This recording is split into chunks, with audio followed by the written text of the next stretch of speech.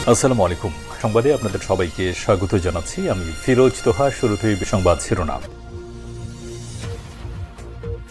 বাংলাদেশের সর্বশেষ গুরুত্বপূর্ণ আপডেট সংবাদে আপনাকে স্বাগত। শুরুতেই সংবাদ শিরোনাম, পরে বিস্তারিত। শুরুতেই জানাবো, স্বরাষ্ট্র উপদেষ্টার তৎপরতায় নড়েচড়ে বসেছে পুলিশ। হাসিনা নির্দেশেই ঢাকায় পরিকল্পিত অপরাধ। রাজধানী ঢাকা এবং আশপাশের এলাকা উত্তপ্ত অস্থিতিশীল করতে তুলতে মহাপরিকল্পনা ছিল ফ্যাসিস্ট আওয়ামী ডেভিলদের। এরই অংশ হিসেবে ফেব্রুয়ারির শেষ সপ্তাহে বেপরোয়া হয়ে উঠেছে আওয়ামী সন্ত্রাসীরা। এদেরকে ধরার জন্যই কঠোর অবস্থানে বর্তমানে আইনশৃঙ্খলা রক্ষাকারী বাহিনী। এরপর জানাবো, ৩৩ জন মন্ত্রীসহ আওয়ামী লীগের ২ শতাধিক এমপি লাপাত্তা। আত্মগোপনে থেকে অন্তর্বর্তীকালীন সরকারের বিরুদ্ধে নানা ষড়যন্ত্রে লিপ্ত তারা। গণহত্যার অভিযোগে অভিযুক্ত সাবেক ১৮ মন্ত্রী, ১৩ প্রতিমন্ত্রী, একজন উপমন্ত্রী, স্পিকার, চিফ হুইপ সহ আওয়ামী লীগের ২ শতাধিক সংসদ সদস্য এখনও ধরাছোঁয়ার বাইরে। ছাত্র জনতার নজিরবিহীন গণ অভ্যুত্থানের মুখে গত ৫ই আগস্ট তৎকালীন প্রধানমন্ত্রী আওয়ামী লীগের সভাপতি শেখ হাসিনা দেশ ছেড়ে পালিয়ে যাওয়ার পর থেকে লাপাত্তা তারাও। এদিকে নাহিদ ইসলামকেই কেন নেতা হিসেবে বেছে নিল নতুন দল এনসিপি? জুলাই অভ্যুত্থানের নেতৃত্ব দেয়া শেখ হাসিনার পালিয়ে যেতে বাধ্য করা দল এনসিপি।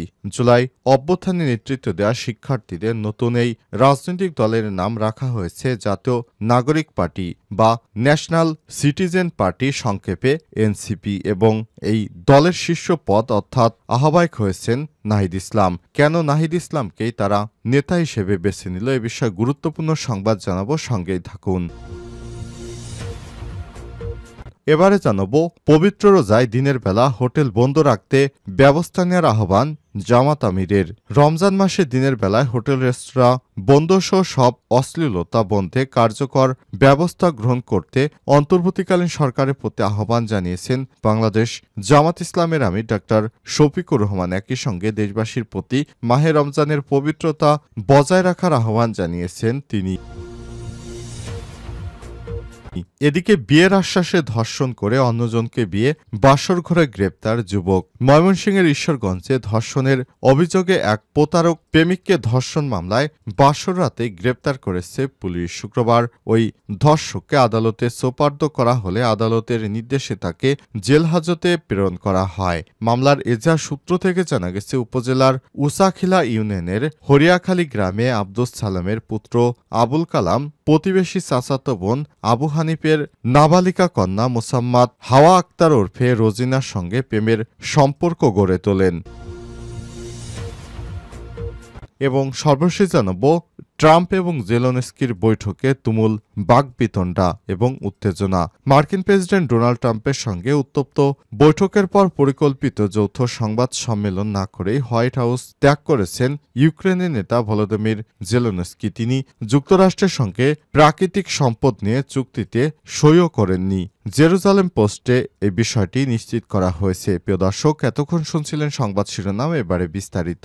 তবে তার আগে বন্ধুরা, অনুরোধ থাকবে সংবাদটিতে একটি লাইক দিন। এই চ্যানেলে আপনি নতুন হয়ে থাকলে আমাদের সংবাদটি দেখতে দেখতে চ্যানেলটি সাবস্ক্রাইব করে রাখুন, যাতে করে বন্ধুরা আমাদের পরবর্তী লেটেস্ট আপডেট সংবাদগুলো সবার আগে আপনার কাছে পৌঁছে যায়। এবারে বিস্তারিত।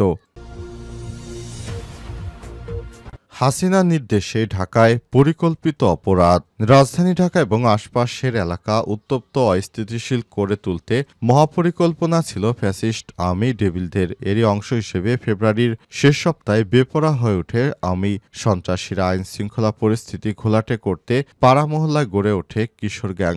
টাকার বিনিময়ে মিছিলে অংশ নেওয়া টোকাইদের কাজে লাগানো হয়। সন্ধ্যার পর থেকে ভোর পর্যন্ত ওই অপরাধীরা দেশি বিদেশি অস্ত্রশস্ত্র সহ মাঠে নেমে পড়ে ডাকাতি ছিনতাইয়ের কাজে। অপারেশন ডেভিল হান্টের মধ্যে মোহাম্মদপুর, মিরপুর, উত্তরা, রামপুরা নগরীর বিভিন্ন এলাকায় ফিল্মি স্টাইলে চলতে থাকে ধারাবাহিক অপরাধ। মূলত ভারতে পলাতক সাবেক প্রধানমন্ত্রী শেখ হাসিনার নির্দেশ পেয়ে আত্মগোপনে থাকা আওয়ামী লীগের অনেক নেতাকর্মী সক্রিয় হয়ে ওঠে, যার কয়েকটি ঘটনা সামনে আসে। এর মধ্যে গাজীপুর গাজীপুরের সিটি কর্পোরেশনের সাবেক মেয়র জাহাঙ্গীর আলমের একটি অডিও বার্তা ভাইরাল হয়। আত্মগোপনে থাকা জাহাঙ্গীর ইতিমধ্যেই জানিয়েছেন, আমাদের আওয়ামী লীগের নেতাকর্মীরা যে শহরে দিনের বেলায় ঠিকমতো থাকতে পারে না, আমরা এই শহরকে রাতের বেলা অস্থিতিশীল করব। রাতে আমরা ঢাকাবাসীকে ঘুমাতে দেব না। আওয়ামী লীগের নেতাকর্মীরা সেভাবেই প্রস্তুতি নিয়েছে, তারা ঢাকার সাধারণ মানুষের উপর প্রতিশোধ নেবে।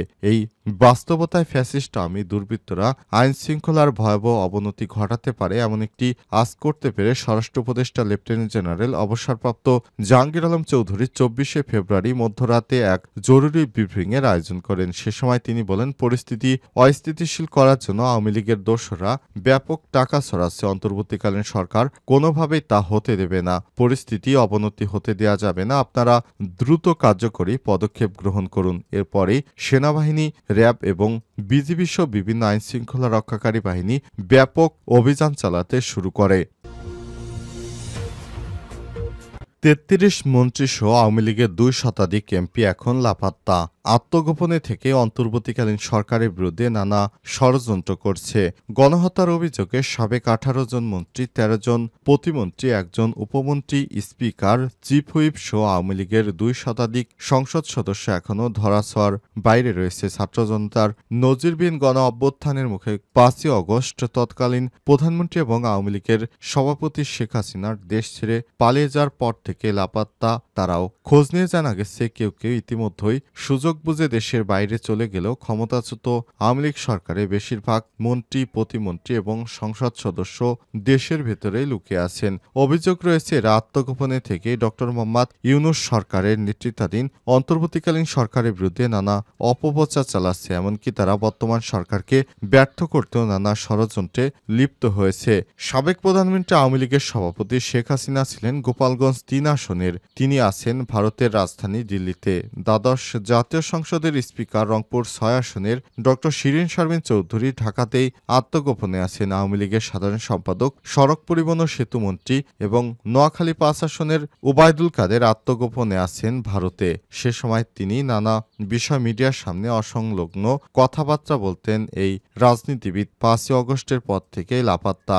এছাড়া আত্মগোপনে থাকা আওয়ামী লীগের উল্লেখযোগ্য এবং আলোচিত সাবেক মন্ত্রীদের মধ্যে রয়েছেন সাবেক স্বরাষ্ট্রমন্ত্রী এবং ঢাকা ১২ আসনের আসাদুজ্জামান খান কামাল, বর্তমানে ভারতে আওয়ামী লীগের প্রেসিডিয়াম সদস্য ও সাবেক মন্ত্রী। ঢাকা ১৩ আসনের জাহাঙ্গীর কবির নানক, ভারতে সাবেক অর্থমন্ত্রী ও দিনাজপুর ৪ আসনের আবুল হাসান মাহমুদ আলী আছেন যুক্তরাষ্ট্রে। সাবেক প্রাথমিক ও গণশিক্ষা ও দিনাজপুর ৫ আসনের মুস্তাফিজুর রহমান ফিজার, সাবেক মৎস্য প্রাণী সম্পদ মন্ত্রী এবং পিরোজপুর ১ আসনের অ্যাডভোকেট সম রেজাউল করিম লন্ডনে আওয়ামী লীগের যুগ্ম সাধারণ সম্পাদক ও সাবেক পররাষ্ট্রমন্ত্রী।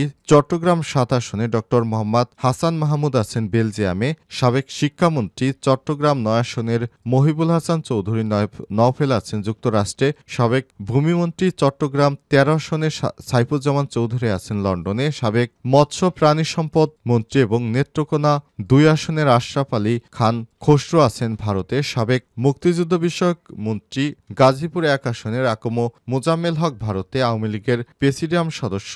সাবেক সংসদ সদস্য প্রাণী সম্পদ মন্ত্রী ফরিদপুর ১ আসনে আব্দুর রহমান আছেন ভারতে আওয়ামী লীগের প্রেসিডিয়াম সদস্য।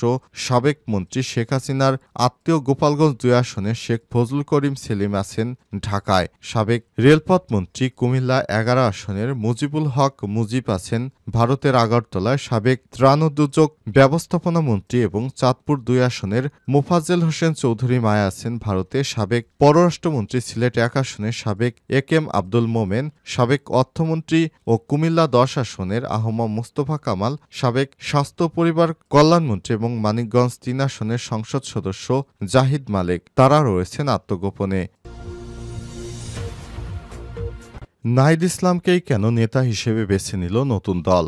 জুলাই অভ্যুত্থানে নেতৃত্ব দেওয়া শিক্ষার্থীদের নতুন রাজনৈতিক দলের নাম রাখা হয়েছে জাতীয় নাগরিক পার্টি, ন্যাশনাল সিটিজেন পার্টি বা এনসিপি, এবং এই দলের শীর্ষ পদ অর্থাৎ আহ্বায়ক হয়েছেন নাহিদ ইসলাম। গত কয়েক মাস ধরে এই নতুন রাজনৈতিক দল নিয়ে আলাপ আলোচনা চলছে। দলীয় পদ পদবি নিয়ে দ্বন্দ্ব বিভেদের খবরে গত কয়েকদিনে এই আলোচনা আরও তীব্র হয়েছে। তবে শুরু থেকে একটি বিষয়ে কোনো দ্বন্দ্ব বা বিভেদের কথা কোনো তরফ থেকে শোনা যায়নি, তা হলো নাহিদ ইসলামই হবেন এই নতুন দলের প্রধান। জাতীয় নাগরিক কমিটির শীর্ষ নেতারা এর আগে একাধিকবার এই তথ্য জানিয়েছেন, যদিও বয়স বিবেচনায় নাহিদ ইসলাম তার সমসাময়িকদের তুলনায় অনেকটাই তরুণ। এখন পর্যন্ত বাংলাদেশে এমন কোনো নেতা আসেনি যে নাহিদ ইসলামের মতো এত বড় দায়িত্ব নিয়েছেন অথচ বয়স তার থেকে কম। নাহিদ ইসলামই একমাত্র ব্যক্তি যে কিনা বাংলাদেশের এত বড় একটি রাজনৈতিক দলের প্রধান হলেন এবং সব থেকে কম বয়সে। এর আগে কেউ কখনো নাহিদ ইসলামের মতো কোনো দলীয় প্রধান এত কম বয়সে হতে পারেনি, শুধুমাত্র নাহিদ ইসলামই হয়েছেন। নাহিদ ইসলাম সম্পর্কে যা জানা যাচ্ছে, ২৬ বছর বয়সী নাহিদ ইসলাম বেড়ে ওঠা পড়াশোনা পুরোটাই ঢাকায়। ২০১৪ সালে ঢাকার দক্ষিণ বনশ্রী মডেল হাই স্কুল থেকে মাধ্যমিক পাশ করেন। এরপর সরকারি বিজ্ঞান কলেজ থেকে ২০১৬ সালে উচ্চ মাধ্যমিক শেষ করে ঢাকা বিশ্ববিদ্যালয়ে ভর্তি হয়ে ২০২২ সালে তা পড়াশোনা স্নাতক শেষ করেন। এরপর তিনি একই বিভাগে স্নাতকোত্তরে ভর্তি হন। তার বিভাগের একজন শিক্ষক জানিয়েছেন, নাহিদ ইসলাম এখনও বিশ্ববিদ্যালয়ের শিক্ষার্থী। বিশ্ববিদ্যালয় কেন্দ্রিক বিভিন্ন ইস্যুতে তাকে আন্দোলনে দেখা গেছে বিগত সময়ে।